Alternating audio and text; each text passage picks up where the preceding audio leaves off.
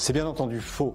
Plus on prend en charge un cancer de la gorge tôt, plus on a de chances de guérir. On estime aujourd'hui qu'environ 70% des gens se présentent avec un cancer de stade avancé. Or, on sait qu'on a une chance de guérir de presque 80 à 90% quand on prend le cancer à un stade précoce. Il y a donc intérêt à faire un dépistage le plus précoce possible.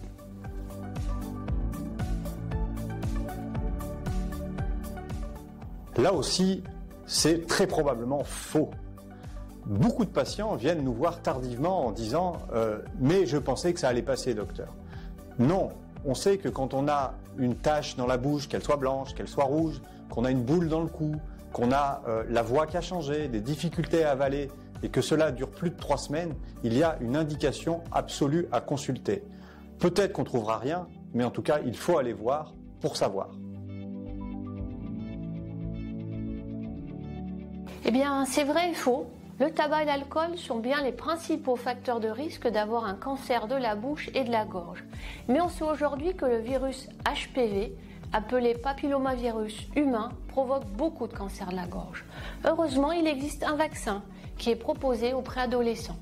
Et parfois, pour une raison qui ne s'explique pas, il y a des patients qui développent des cancers de la bouche et de la gorge sans aucun facteur de risque.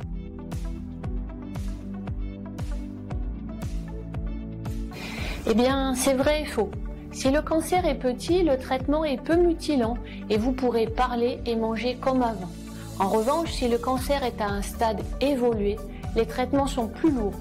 Mais heureusement, il existe une chirurgie, c'est la chirurgie reconstructrice, qui permet de réduire les conséquences physiques du cancer.